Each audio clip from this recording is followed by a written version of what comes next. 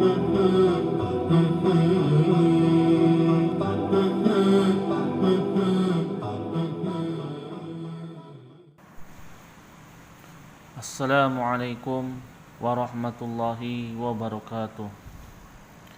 Nahmaduhu wa nusalli wa nusallimu ala rasulihil karim, amma ba'du. Alhamdulillah, dalam kesempatan ini kita senantiasa bersyukur kepada Allah Subhanahu wa taala. Allah Subhanahu wa taala masih memberikan taufik dan hidayah kepada diri kita sehingga kita bisa menjalankan perintah-perintah Allah Subhanahu wa taala. Kita bersyukur kepada Allah Subhanahu wa taala. Allah Subhanahu wa taala telah memberikan nikmat yang begitu banyak kepada diri kita. Maka sebagai seorang hamba, maka sudah sepatutnya kita senantiasa bersyukur kepada Allah Subhanahu wa taala. Kalimat la ilaha illallah adalah asas dari seluruh amal ibadah. Kalimat la ilaha illallah bukan sekedar lapas, tulisan atau gambar. Sebagaimana ada tulisan api, gambar api, dan api sungguhan. Tulisan dan gambar api, walaupun besar dan menyala-nyala, tidak akan membakar. Tetapi setitik api sungguhan akan membakar kulit. Demikian pula dengan gambar ular dan ular sungguhan. Walau bagaimanapun besarnya dan seramnya gambar ular itu, tidak akan menimbulkan rasa takut sedikit pun. Bahkan anak-anak kecil berani merobek-robek dan membakarnya. Tetapi jika ular sungguhan, sekalipun ular itu kecil dan kurus, akan menimbulkan rasa takut dalam hati. Demikian pula ada gambar mobil dan mobil sungguhan. Jika melihat gambar mobil, akan terbayang betapa asyiknya memiliki mobil. Apalagi jika memiliki mobil sungguhan, maka akan merasakan manfaatnya. Langit tak bertiang dan bumi yang dihamparkan adalah salah satu dari gambaran kalimat la ilaha illallah. Jika manusia hanya mengetahui gambarannya dan tidak berusaha mewujudkan hakikatnya, dia akan berani berjalan di muka bumi dengan sombong, dengan menentang hukum-hukum Allah Subhanahu wa taala. Langit tegak berdiri di angkasa hanya dengan satu kalimat ini di antara asmanya, tanpa tiang penyangga. Sementara hati kita tidak pernah bisa tegak lurus dengan 1000 kalimat dari kitabnya. Orang yang takut kepada Allah Subhanahu wa taala berarti dia mengenal siapa Allah Subhanahu wa taala. Orang yang tidak merasa dilihat, diawasi dan dipelihara serta tidak takut kepadanya berarti dia tidak mengenal Allah Subhanahu wa taala. Salat adalah tiang agama. Maka kalimat la ilaha illallah merupakan pondasinya. Bila pondasi suatu bangunan tidak sesuai dalam struktur materialnya, perbandingan antara semen dengan pasir 1:1, satu sak semen dicampur dengan 1 truk pasir bercampur dengan tanah, maka bangunan itu tidak lama akan amruk. Demikian pula kalimat la ilaha illallah, jika bercampur dengan syirik, hasad, iri hati, dengki, dan sebagainya, maka seluruh bangunan ibadah di atasnya yang diamalkan berupa sholat, saum, zakat, haji, dan ibadah lainnya selama 60-70 tahun diragukan. Wala tada'u ma'allahi ilahan akhar, la ilaha illahu, kullu syai'in halikun, illa wajahu, lahul hukmu wa ilaihi turja'un. Janganlah kamu sembah di samping menyembah Allah illa apapun yang lain. Tidak ada ilah yang berhak disembah melainkan Dia. Tiap-tiap sesuatu pasti binasa kecuali Allah. Baginya lah segala penentuan dan hanya kepadanya lah kamu dikembalikan. Quran Surah Al-Qasas. Sekira 13 tahun di Mekah, sebelum turun perintah solat, puasa, zakat dan sebagainya, Rasulullah sallallahu alaihi wasallam lebih dulu menyampaikan dan mengajarkan kalimat thayyibah kepada para sahabatnya. Rasulullah sallallahu alaihi wasallam perkenalkan kepada manusia zat yang memberi perintah agar manusia tahu bobot dan memahami derajat perintah itu.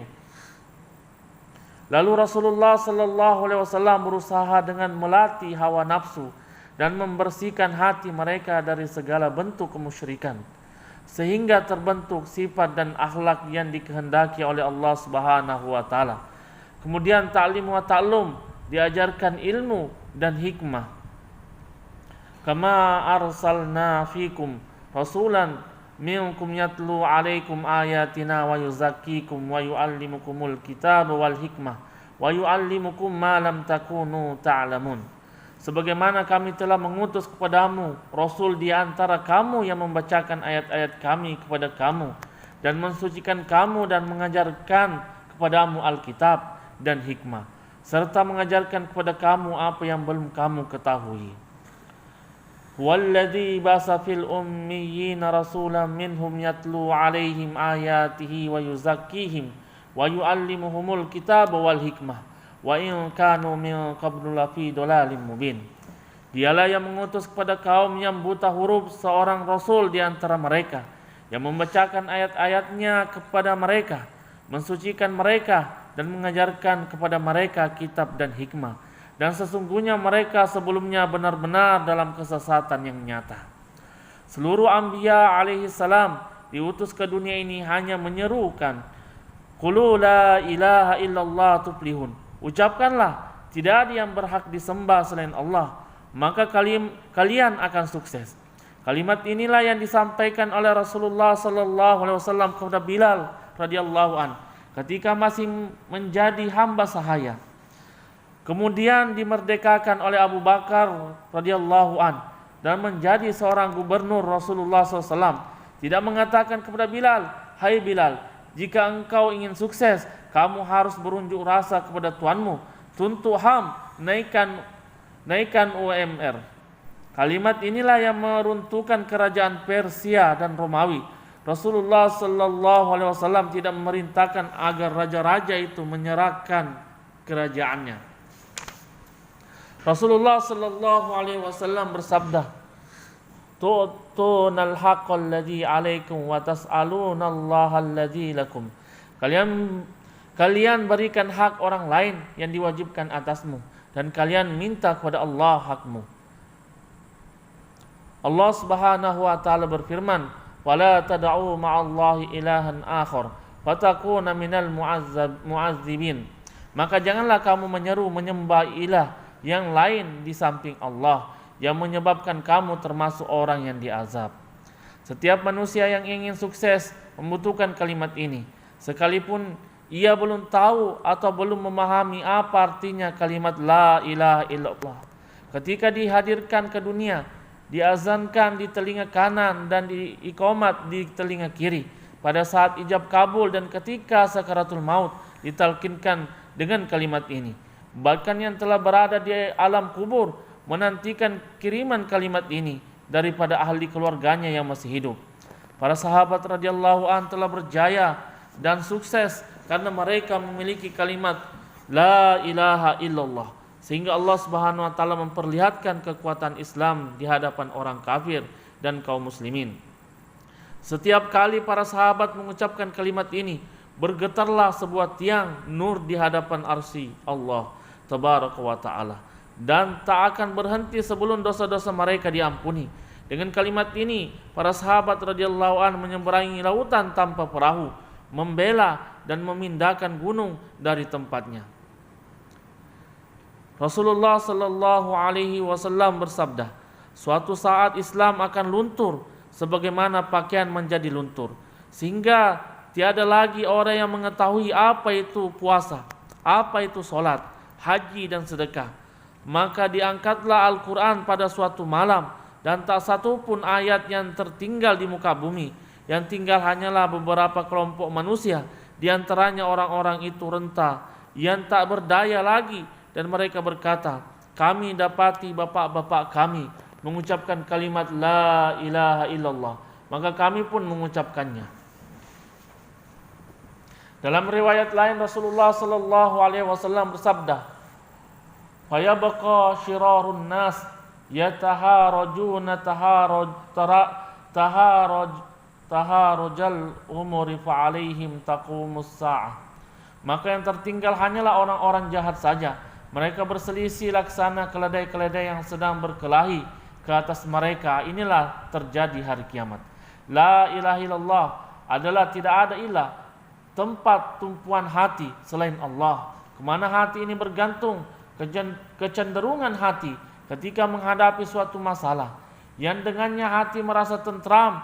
Jika pada saat lapar langsung ingat makanan, berarti saat itu makanan menjadi ilah. Ketika sakit langsung ingat obat, maka obat menjadi ilah. Atau ketika bangun tidur langsung teringat pekerjaan, maka itulah yang menjadi ilah. Seharusnya ketika lapar, maka yang pertama kali terlintas di dalam hati adalah Allah Subhanahu wa taala. Kemudian apa perintah Allah Subhanahu wa taala pada saat lapar, sakit dan keadaan-keadaan yang menimpa diri kita? Siapa ilah? Orang yang berada di kantor, di sawah, di pasar, di jalan, dan di tempat yang lain, bahkan tanpa sadar menjadikan diri sendiri sebagai ilah.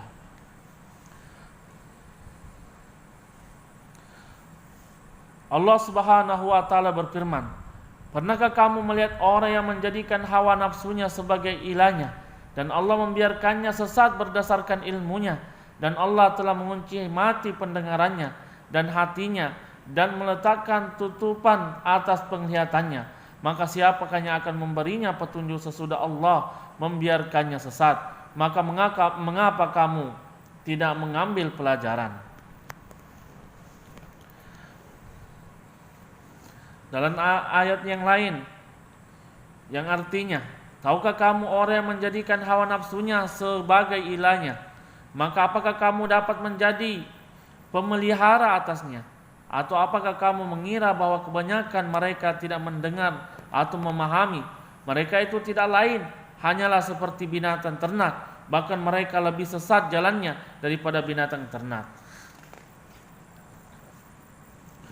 Musyrik adalah orang yang meyakini bahwa ada sesuatu selain Allah yang dapat memberi manfaat dan mudarat.